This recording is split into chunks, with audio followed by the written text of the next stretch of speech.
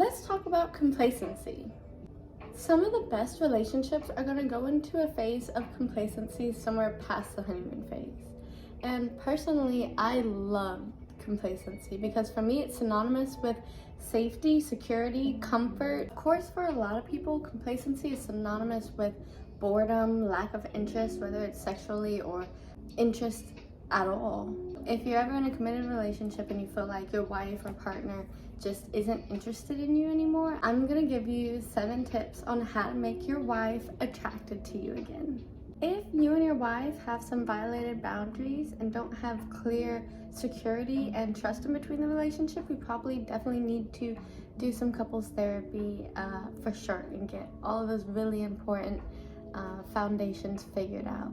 But if this is just common, normal, day-to-day complacency, I'm gonna give you a checklist of basically bare minimum things that maybe just kind of remind you of those things that you should be doing for your wife before you start wondering like, oh, does she not like me? She doesn't like me, or she doesn't want me, or anything like that. Like, you need to check off these basics first, and we're gonna put it in order for you. Tip number 1 is gonna be so easy. Try to think back to when you first started dating and you kind of get excited and you want to send them every meme that reminds them of you. Be mindful throughout the day as you're scrolling on your phone, whether you're at work or you're wherever it is that you are. Send her something, whether it's a meme, a TikTok, or Instagram, a Facebook. Tag her in something or send it to her via text, or I don't know if you email. If you're on Snapchat with her, send her something maybe funny or lighthearted or flirty or romantic. Just, start sending her media, letting her know that you saw something and you thought of her. Something I saw on TikTok, which I don't know how true it is, but I thought it was interesting, was that girls send guys media or memes that they think the guys would think is funny, and guys send girls media or memes that the guys think are funny. So maybe try sending her something that you think she would like, something that's more aligned with her interests. That would be amazing. That would be very thoughtful, something that maybe a girlfriend would do, and to see it coming from your committed partner is just it puts women in a state of like giggles again, and I know you would love to see your wife giggling over you again. Okay, tip number 2 is almost just as easy, but I would say definitely can be a little more fun. So you can send this to her throughout the day as well, but you could also just while you're sitting next to each other, maybe both of you on your phones or whatever, and you kind of remember like, man, I want to connect with my wife. Pull up something, whether it be her favorite website or whatever you think. Even if you go on Instagram and you find something, you don't know exactly where you would buy it or whatever, pull up something that you think she might like. It could be lingerie, it could be bath bombs, it could be, I don't know, whatever your wife's interest is. I'm sure and to see you showing her own interest on your phone in itself is going to be exciting. But pull up something on your phone, send it to her or show it to her while you're both on your phones and kind of together but not focusing on each other, and ask her the question, would you like this? Do you want this? Would you wear this? Would you use this? And what that's going to do is put her into this state of mind where she's focused on your question and your question is focused on her. So she kind of has to self-reflect. And I think that it's a state that in complacency, women are not put in often. And it may be a little jarring, and you might even get a little attitude by it. Because you might be wrong. She might hate what you're showing her, but it starts that conversation. And now we're talking about gifts, and if it's something intimate or sexual, because intimacy is not always sexual, right? Then that's kind of fun.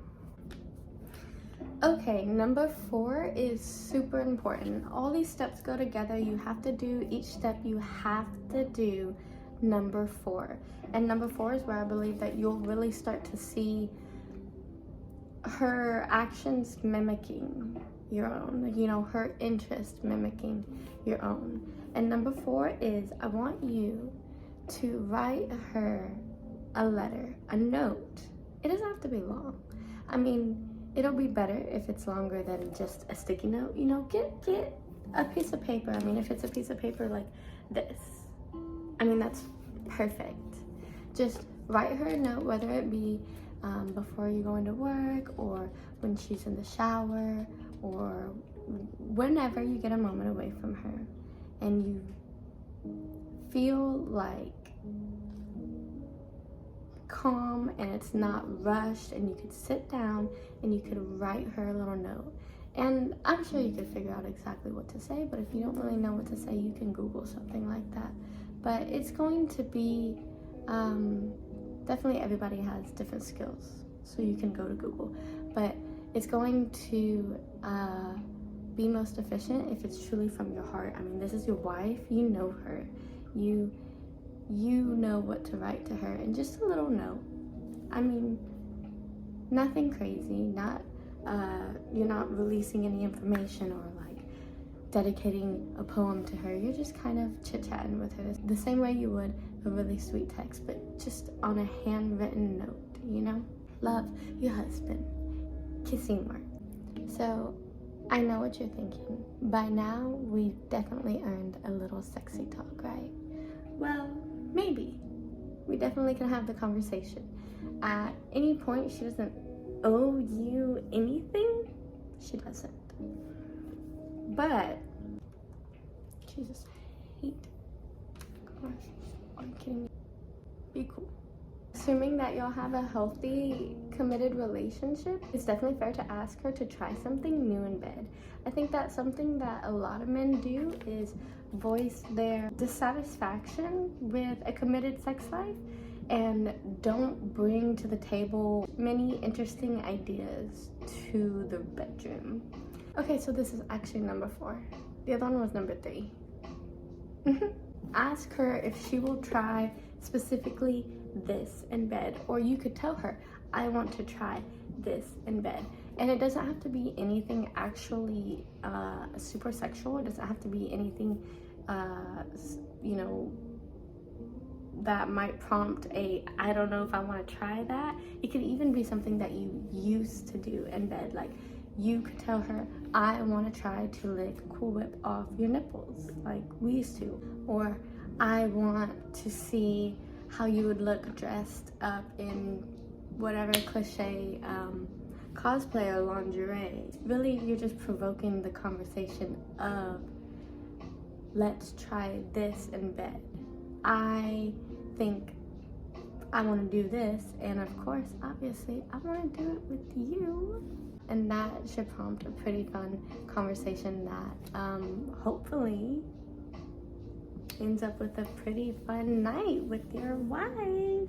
Okay, actual number 5 is gonna make or break your relationship revival. Seriously. So for number 5, I have simply ask if she needs help, and then help her.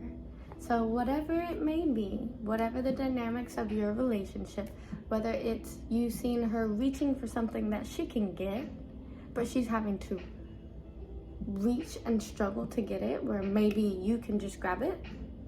Ask her if she needs help with, maybe y'all split the, I don't know, the kids' bedding. Maybe y'all split the laundry for the guest room. Maybe you split taking one of your family members to the hospital sometimes. Whatever it may be, I feel like you already know in your head right now what she's been asking for help for, or what she could just use the help for. Ask her if she needs help, and then already be right there to help her with it. Don't ask her if she needs help, or say you're gonna help her with something, and then kind of check that off in your mind like you already did the good thing for your wife because you offered the help, and now she's gonna have to remind you to help her. That is not it. That's not it. You're going to voice that you can assist her, that you'd like to assist her, and then you're going to take the action and assist her. We're thinking about it right now. And then you're gonna feel the moment. Hey, this is that moment where I can help my wife. And then you're going to take action and help your wife. And then you're going to see the manifestation of whatever it is that you helped her with is done. And that's the end of the cycle. The end of the cycle is not just telling her you're gonna help her or asking if she needs help and then waiting around and saying, well, you never told me when you needed help with that. That's not what we're doing here. No.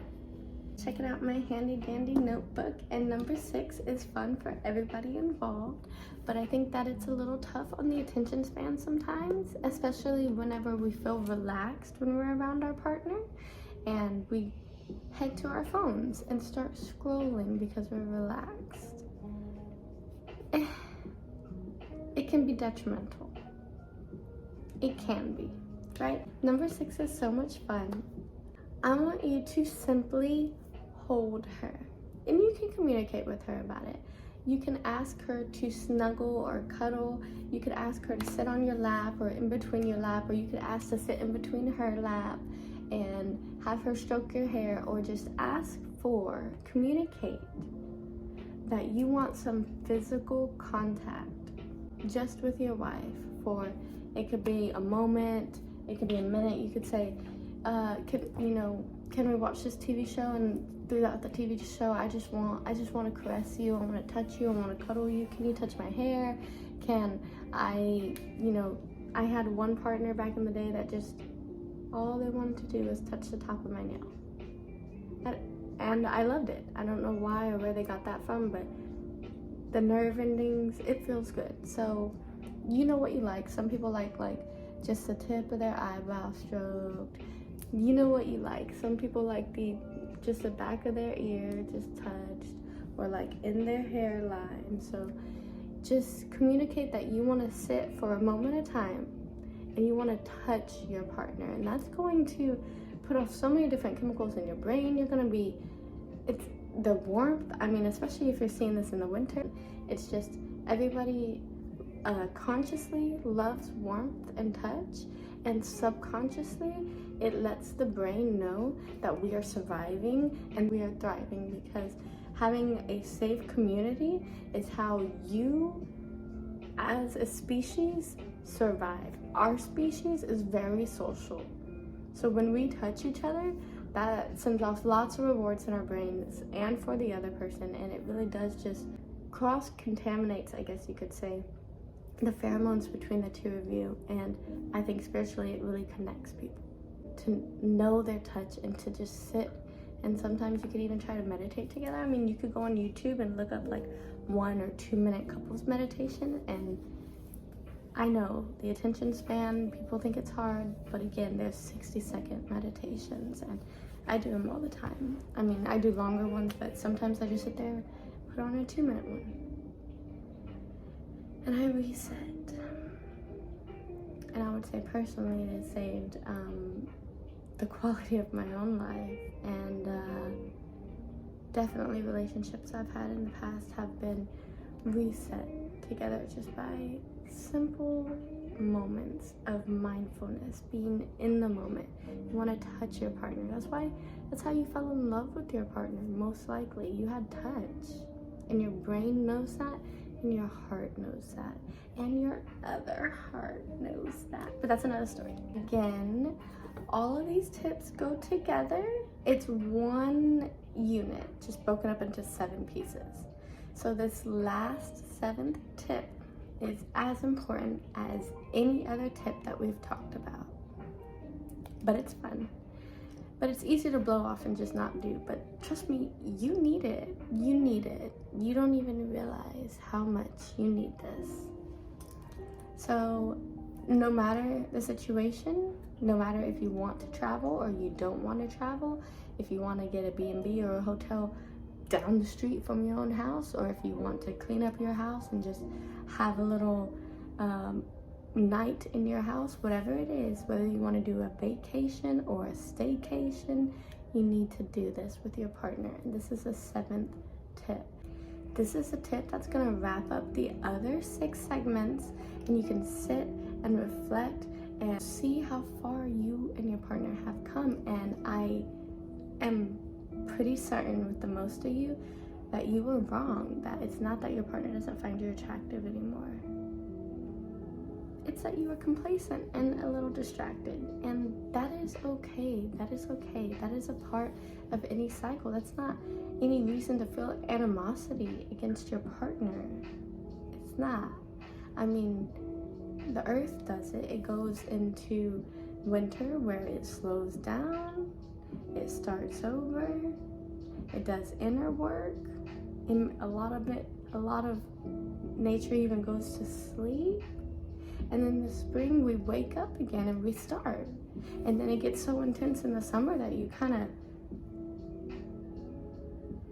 and you start all over again in the autumn, and you just kind of wither away and shed something that was once brand new and fun and exciting, and then you start it all over again. It's okay for your relationship to have cycles just like that. I think that when you go on this vacation or stay at home and you do this staycation and you really sit there and bond and you use all these tips together, you touch your partner, you send them memes or whatever throughout the day, and you make these a part of your habits, and that's not something you have to try anymore. It's just a habit that's in your brain. It's what you naturally want to do. I think that you'll notice that you and your partner probably both felt similarly about maybe different aspects, but like it got you to the same destination on how you felt kind of complacent, and maybe sometimes you were okay with it, and maybe sometimes you felt flustered with it. I think that when you set all this time aside and you're not working and you're not doing anything with the kids and you're not doing anything with the in-laws or the holidays or nothing at all, you're just enjoying the moment of life with your partner, whatever it's called, eating the fruit that you planted or whatever with your partner, you're gonna realize, oh, you know what? Luna was right. My partner is attracted to me. I just had to remind them how important they are to me. So that wraps up my 7 tips for how to basically remind yourself that your partner does find you attractive. Okay, so that is all for today. Make sure you follow my Instagram and maybe my Twitter. And I will see you next time. Bye.